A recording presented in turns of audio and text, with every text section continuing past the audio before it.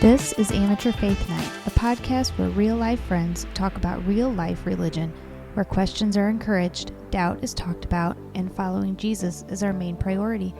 Let this be a starting place for you to research things and study them out for yourself. God is bigger than all of our questions, and it is okay to not have all of the answers. Are you ready? I guess. You know I really love you. You gotta know that. Okay. You know I'm putting that in there. I'm not editing that part out. Because I don't know what. Okay. All right. I'm doing it though. Let's go. You ready? Yeah. Ready? Okay. I am so excited because I've been trying to get Kelly on our podcast for literally ever since we started. This is Gary's wife. If you notice, there are no guys here because we kicked them out. So I didn't even tell her what we were going to talk about tonight because she didn't want to do this anyway. So yeah. And so I got to come and not be prepared. Yeah, that's exactly right. It's really comfortable. We're just going to have a conversation. Okay. So, backstory. I, as everyone probably is already aware, am a little introverted and I don't like people. That's not true. And so when we left the UPC and we started going to the church we go to now, Kelly was one of the first people that made me be friends with her. Like, she didn't give me an option. She literally didn't give me an option. I'm like that. Yeah. She signed me up for her small group in her house without telling me.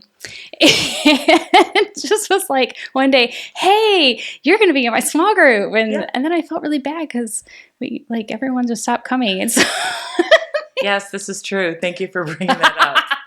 Gary brings it up a lot, but it's fine. We can't keep members, but that's okay. That's another podcast. Right. It might have had something to do with the four of us, but it's fine. Right. A little much. Yeah. So I did want to talk about it because something that a lot of people have said to me and something that I went through and I know a lot of other people go through is when you leave like the UPC, that is your entire community. Like, I literally lost all of my friends. I have one friend that I still talk to. And I have to say that since we left, like, people have been nicer to me. Like, since the initial shock of us leaving and then a couple years, I mean, we've been out for almost 7 years now. So, like, a few years down the road, I think the shock was over. The hurt wasn't as bad for them. And, like, they have come around, most of them. Obviously, we're not as close as we were before. But when we left everybody. I didn't have any friends or family that I could talk to because my family was still in. I didn't have anybody close to me that I can just be like, these are my feelings. That's a very lonely place. And I think a lot of people, once they move on from that, they have a really difficult time trusting people and like being themselves and letting their guard down. I know I'm one of those people. And so I wanted to talk to you because you ripped my guard down somehow. And I don't know how you did it. Well, I forced myself on you. Right. Literally. But I mean, clearly it works. Yeah. Well, I mean, I feel like too, when I did meet you, I guess it was just like, hey, well, you're going to be my friend. I really didn't think too much about your feelings at all, or if you really wanted to be my friend. And, started inviting you to do things and hanging out. And then I remember the first time coming to your house and had people over. Oh, yeah. Other people that were in the UPC or one other friend that had been in the UPC. There was a few. Yeah. Yeah. And I'm like totally just unaware of this organization. Kelly's face was like. And I was like just fascinated by it. I would just remember just being like, what? What was this? What were you a part of? Tell me more. And so I think I had a lot of questions and I was just kind of overwhelmed by the whole thing because it's just a background that I'm not familiar with. And so. Yeah. Well, Kelly I'm probably disclosing TMI, but she had like the perfect family. I really do. She really does. It's scary. No family even. is perfect. I should say that, of course. Okay, but if anyone is really close to perfect, it's Kelly's family. They're awesome. They are very awesome. So I think listening to all of our dysfunction, you were Yeah. probably like, oh my gosh, I had no idea this existed. Well, I didn't look at it as that, like dysfunction and look at, I just kind of thought, wow, like I just had no idea that that happens. I don't know. Like in today's day and age where Right. there's so much information out there, how you can. Right. Yeah. And then, and like you bringing up the friendship part, because we had jumped from a church. Mhm. We jumped from another church. I mean, we've been at this one for a while, but and it was just like one of those things. That's my choice. I had no idea. Like it was no big deal. Like Yeah. I remember one time you asked me, you were like, well, why can't you just leave? And I'm like, because you can't. You Right. can't just leave. Yeah, because stuff was really just shocking to me. And it was just, I couldn't wrap my head around it. So I think I was just just kept asking questions. So, this party that she's referencing, like Jeremy and I wrote about it in my book, actually, because it was like such a pivotal moment for us. Because I think we had been out 2 years. I think that was like the second summer. It was new. That we were out. Yeah. And so you and I had just started kind of being friends and hanging out. And of course, when you leave, like other people that you know who have left, they do kind of reach out to you and you do connect because you have that in common. And I had met like a few other people, like Jocelyn had some school friends over and Jordan did. And then like a few other people that I had met through church or, just random places. And so we decided we're like, just to celebrate being free and having all of these new friends, we're going to invite everyone over. And there was like 40 people here. It was insanity. It was fun. Yeah. But a big portion of them used to be UPC. Yeah. And yeah, I just remember sitting on my back deck and Kelly just asking like, question after question after question. I thought she was just trying to be nice, honestly. I was really interested. I really was, because it was just something that was a whole new world to me. I just really didn't have any idea. And it was like, oh, okay. So that's why she isn't like, maybe that's why she's not like begging me to be her friend. So it was at that point you knew there was something wrong. Because I remember meeting you, and because we met that one time at the kids' school, and I remember you being like, "Do you go to our church?" Or we had been going to the same church, and I'm like, "Yeah, oh my gosh, yeah, that's so cool." Yeah, and you were just like, "Oh, okay," and then I just stopped talking to her and walked back to my car. And we didn't talk, yeah. And then it was like, oh, okay, but then, we started talking. I don't know how we started talking after that. I don't actually either. I must have been like just a combination of like being at school and at church and like our kids were friends. Yeah. So I think that had a lot to do with it. And then like come to find out like you had friends that I knew from other places like baseball. Yeah. And I was like, oh yeah, I know those people too. Yeah. That's right. Yeah. Because everyone around here was connected because it's kind of a small town. Yeah. But yeah, so you managed to pull me out of my introverted, hurt self. Yeah. Well, I don't know if I can take credit for that, but I felt like that night when I met you and I talked to everybody, I really understood why you would feel that way. I left feeling, oh, well, wow, that really, that has to be really hard for them, So I think, it's not like why I wanted to be friends with you, though. It was like a project at that point. You were like, oh, come here, honey. I was going to be like, oh, I got to take her in and help her out now. No, it wasn't like that. But I left, I was like, wow, I learned something tonight. But, and I feel like. Awkwardly funny, but yeah. Yeah. Well, and then you helped me write my book. You did. No, let's rephrase that. I don't know did. that I helped you write the book. No, you did. Because I would send her like copies of like, do you think this makes sense? And then I will never forget like one time I put the word culottes in there and not thinking like people didn't know what culottes were because, when you're UPC, everyone wears culottes in gym class in the 80s and 90s. So anyway, I just kind of didn't even think about it. And Kelly texts me back like, what is that? I don't even know what that is. I know. And if you look at my book, well. that's why I explained it. Because I was like, that's my all one right. contribution. That's not true. You edited it too. But it was good.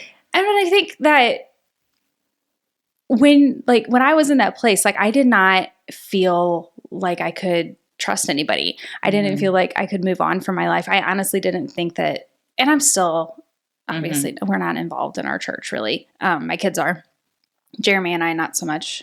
And there's a lot of reasons for that, not only like spiritual abuse and church hurt that has something to do with it, but at this point, that's not the only reason. But anyways, that being said, like getting past and like seeing yourself heal. Like it's really hard to imagine yourself in that place when you are first hurt and the wounds are really fresh and people just up and abandon you. Right. Like it's really hard to find a friend and like connect with somebody again. Right. So I am thankful that you made me join your small group and you made me talk to you at track. That was funny. Yeah. Well, I'm glad you did too. Yeah, because I can imagine that would be difficult. I really do. Yeah, like that. I don't know. Just like I said, it hasn't been my past experience, so it was hard for me to think about. And your kids too. Like I've just felt like, wanting to take your kids in because that's sad to me that they would be shunned or kind of pushed out just because of, yeah, where are you going to church? Everybody has that choice, Well, yes, they kind of. Most normal people have that choice.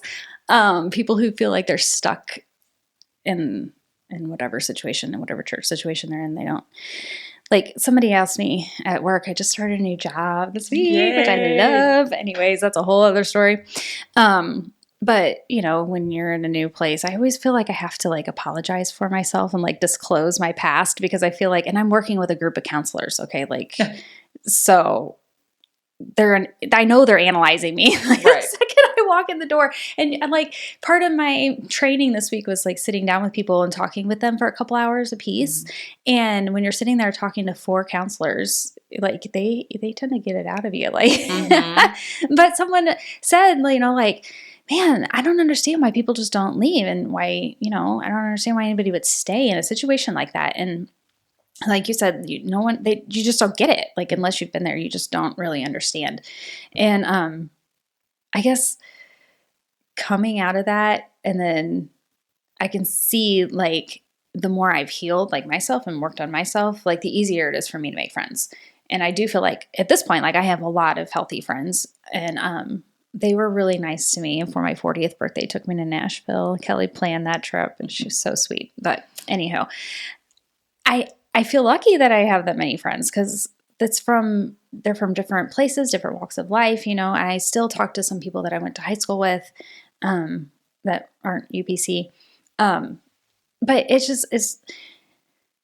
I hope that saying all that is encouraging because there is life after people abandon you and leave you and you feel like you can't trust anybody again. Like, I feel like people like Kelly come along and make you be friends with them. But I mean, seriously, who wouldn't want to be friends with her? She's freaking amazing. I don't know about that. And then we pulled Gary into our podcast and we're like, you're going to be tied to us forever. In fact, I'm making them go to the conference with us. So it'll be fun now. It'll be good. Yeah. Yeah. But I think that, like, thinking about you guys all the time, I think the thing I'm so impressed with you guys is that, with you saying you have that hurt and that trust, it just impresses me though that you moved to another church family. Do you know what I mean? Like, and you went into, and a lot of people in church. Yeah. I feel like that might, with some people, really unfortunately, very unfortunately, make them not trust anyone in the church. Right. And I know a lot of people in that situation. And I honestly, looking back, knowing what I know now and like in counseling people that are leaving, I personally wouldn't encourage somebody to just jump into another church. Honestly, I wouldn't, because we got lucky. I feel like that was just a God thing because our church is healthy. I'm sure I don't know everything that goes on behind closed doors. I always want to give that disclosure just in case somebody somewhere knows something and I don't know. Whatever. But I mean, people are people. And I do think you're never going to find a church that is exactly what you want. Right. Like, it's just, unless you perfect. start it. But, then you got issues for other reasons. But Right. Anyway, and I do feel like we were lucky in that situation. But a lot of people, either they live in rural areas or, they are carrying a lot of hurt. Some people I know have panic attacks when they walk into a church, and I get that and I appreciate that part. And I think that it's okay to take a break. Like, church going and attending a church is not a prerequisite for salvation, thankfully. Right. But I think that having people come alongside you and help you and, have that relationship in that community is huge. I know, like, for my kids, especially, like you said, leaving, they lost all of their community as well. Like, they didn't have anybody. And thankfully, like, our church has a strong youth department and, they met people that way. And the youth leaders, like, they stood beside them and they were really helpful. So I feel very blessed that we ran into that. And I know a lot of people don't really have that. Yeah. But I would say, like, as a whole, unless you are familiar with the church that you're moving on to just maybe take a break, take a breather, let yourself heal, and study what you actually believe before you just jump into another church.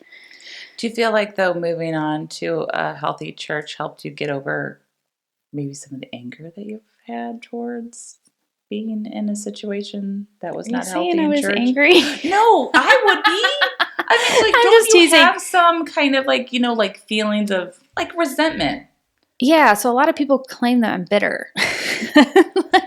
That's a very critical thing. Anyways, no, you're right. I do. And I feel like I missed out on a lot of stuff. Like, my whole entire year from 39 to 40, I did whatever I wanted for the most part because I was like, this is about me. Because now I feel like I'm old and I have to, like, sit in my house and crochet. But before I turned 40... Oh my goodness. Before I turned 40, I was like, no, I am having fun. I'm going to do whatever I want. I'm going to hang out with people and have girls' weekends. And I did it. It was great. And I highly recommend it. However, I don't even know where I was going with that. What did you ask?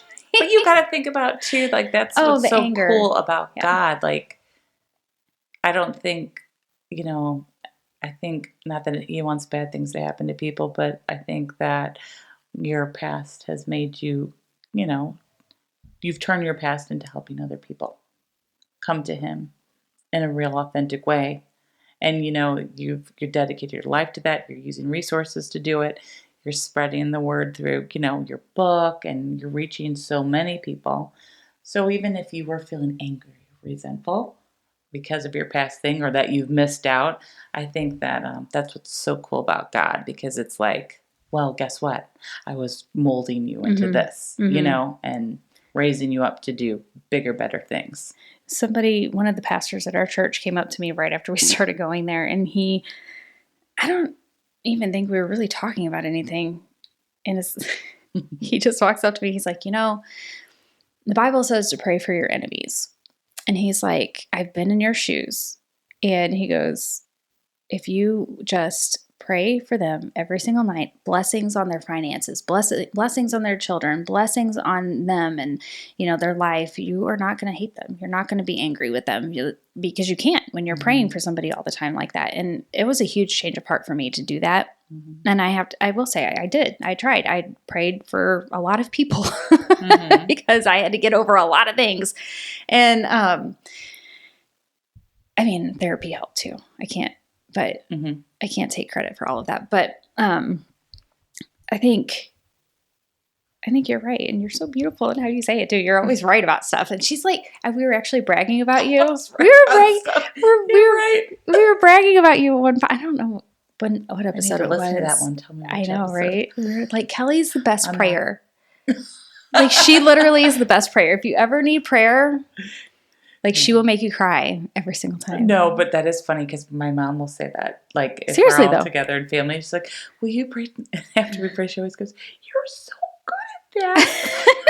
She always looks at me. I'm like, I don't think I'm really good at it, Mom. I'm just, talking about what we're thinking about. So she always says that too. She's really good at it. Yeah. But I think you just always know what to say. You just do. And I think that's what drew me to you too, because like I always felt like I could word vomit on you and you would always have a good comeback. Well, Like, I think I've always had too much to say. absolutely not. Because there's a lot of times I walk away going, oh, I said too much or overshared. But that's okay. Oh, I overshare all the time. Mhm. Actually, the worst is Jeremy. Jeremy will overshare. It's so embarrassing. We go to Disney all the time, right? And I kid you not, every single time we get on Disney transportation, like a bus, the monorail, a boat, it doesn't matter, or we're standing in line, he will talk to whoever's standing around him. And just say, oh, we're from St. Louis. We come here. We're vacation club members. We do this and we do this. And how are you? And how old are your kids? And I'm like, you are such a creeper. Stop that. Well, and I've been watching those, what are they, progressive commercials or something about how not to be like your parents? Yes. I'm that person. I'm that person. Like I'll stand in an elevator and be like, so hey, going to the 8th floor? And I'm the person standing there going, Please, will you stop please talking? do not talk to me. Like I can't be near someone and not talk. It's weird. It's a problem. I don't think it's a problem. I think you're just extroverted and Yeah. you make all of us introverts like drawn to you naturally, like a moth through to a flame. Like we have to be around you. I don't know. I feel like I just make people talk to me all the time, but that's okay. That's just the way I am. It's the way God made me. We all got to live with it. That's just the way it is. I think it's awesome. I wish I was like that. I'm not. I'm not like that at all. And you are, though. I mean, you're you're trying to find nice things to say. It's okay. I mean, you're kind of nice sometimes. I mean, you have some faces. I know. It's so bad. I know. I have a problem. I'm just teasing. No, you're not. It's totally fine. I'm completely aware of what goes on my face, and it's horrifying. You always have very, very intelligent things to say. Thanks, Kelly. That's good. And she let my guard down. I don't know what happened. Back to friends. Now you have a lot of friends, right? I do have a lot of friends. You do have a lot of friends. Yeah, it's nice, actually. I feel like you're always doing something. You're always going out with somebody. Well, not since I turned 40. This is a Friday night. This is what we're doing. So. Well, yeah, this is fine for me. Also, she says that, but I made her come. Like, I made her do this because you really everyone did. should get to know you because you're so sweet and nice. And besides, everyone sees Gary all the time. So yeah, well, that's true. They need to see the better half. Right. Yeah, exactly. Exactly. I mean, we don't need those guys. It's fine. No. I was going to say, why don't we just do this every week? Listen, I asked you to do this every week. And you're like, know. no, I don't want to. And all of a sudden, extroverted Kelly was all like, shy. I know. I just don't like hearing myself talk. I like talking to people, but yeah, I don't always like hearing it. I won't listen to this. I'll tell you that right now. Oh, my word. Well, I'll have to listen to it like 5 times because I have to edit it. But I don't normally listen to ours either. Mm-hmm. But I was there and I remember. I can't say I remember what was said because people will text me and be like, "Oh my gosh, such and such, such and such," and I'm like, I don't even know what you're talking about. I don't remember saying that. But sometimes I go back and listen to it every now and again if I don't remember what we said. Yeah. Or I wouldn't remember what I said. Gary said. Or Jeremy. I don't know. They're really lucky they found us. I think it's really amazing that you sit there and talk to both of them. No, I sit in the middle of them and kind of rein them in. Yeah. And like, okay, we got to stop talking about like, weird stuff and movies and like books like and geeky and Star Wars. Yeah. What is with them in Star Wars? Like, I don't understand. I don't either. I feel bad for you when I watch sometimes. I'm like, oh gosh, poor Jen. Well, did you see the last one where Gary had a hood over his head? Yes. Yeah. I'm like, what is that? I don't know. And I'm just like, I got nothing. Yeah. So I don't edit that because I'm like, if you're weird enough to do it, then I'm putting that on there. And you invited him for whatever reason. Oh, because you guys are good people and you put up with us, which we're very thankful for. Yeah. Yeah. I don't know. So in conclusion, I guess we could say it does get better. And you do find people. And there are like good other Christians out there that aren't Pentecostal and, you know, they still love Jesus. They're still good people. They still have good hearts. And I think too, part of the problem is you're so ingrained that these people just mean well, but they're not actually like Christians. Right. And so you tend to like judge people like that because you're like, oh, well, you're not as spiritual as I am. And so you tend to like look around you and just be like, okay, well, checking off the boxes. How many times have I seen this person pray or raise their hands or how, you know, did I hear them say a wordy word that day? So is this like before you left church? Is that what you're saying? It was transitioning too. Like you were still going into, oh yeah, that's something I had to relearn, honestly, because I was really judgy before. But it was like the culture I was in. Not excusing my behavior because it was completely wrong, but like that was the culture I was in. We would literally stand on the stage at church and like judge people. Yeah. And by we, I mean like me and multiple other people. So it's just easy to do when you're in that culture because you're constantly trying to measure up. Mm-hmm. So you have to be better than so-and-so, you know, because look at them. So I guess I brought some of that out with me, and it is something that I've had to work on. Yeah. And I do feel like I've gotten a lot better with that. But that all being said, there are people who are good people, and you can trust them. And I will add too, I will never forget this. Right after, probably, we might have been going to our church maybe a year, and something happened in our house. Like, I don't remember what it was. Something broke or something. And one of our mutual friends just was like, oh, well, my husband will come fix it for you. Like, no big deal. And he'll get a couple guys to come over and help you. And I was like, I don't know, because then I'm going to owe you. And that's just weird. And I don't know if I trust you to like do something for me. Right. But like I said, there's good people. Why do you think somebody couldn't help you though? Like, I don't know. Just because you just feel like you had your guard up? Yeah, because I didn't want anybody close enough in my house, for one, and close enough where I could accept a favor. Because I felt like once you accept a favor from somebody, like... You feel like you had to pay them back? Yeah.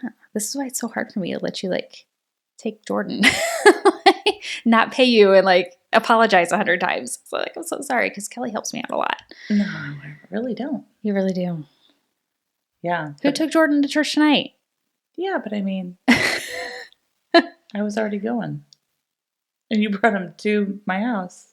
Actually, I did it. Big deal. He rode there after school. He got a ride. But. And he's super sweet. I love Jordan. I want him to keep being friends with my boys. They're so cute. I just got to put a little shout out to our cute little boys. I know. Our cute little boys are like 15 and 16. It's so awesome. He's like wanting to get them to do their own little Bible like study, like reading scripture and taking notes and talking about it. And they're 15 and 16. Well, he just turned 16. I know, but I mean that's not the stuff I was thinking about back then. So I just think it's cool. Yeah. And they have each other. They have each other. I know. Yeah. It's really awesome. So friendship happens, life moves on, and you do heal. Yeah. And I'm glad your kids have that. Aw. Now, I'm glad that my kids have your kids. I hope they stay friends forever. I know. I really do. So anyway, I hope this helps you guys. And I did want to introduce Kelly because she will be at the conference. So if you guys hopefully have already bought your tickets, because I know the prices already went up. But if not, hurry up and do that because I do want to see everybody and meet everybody. A lot of you guys messaged me and I would like to see you in person. So anyway, all right, guys, have a good week. Bye.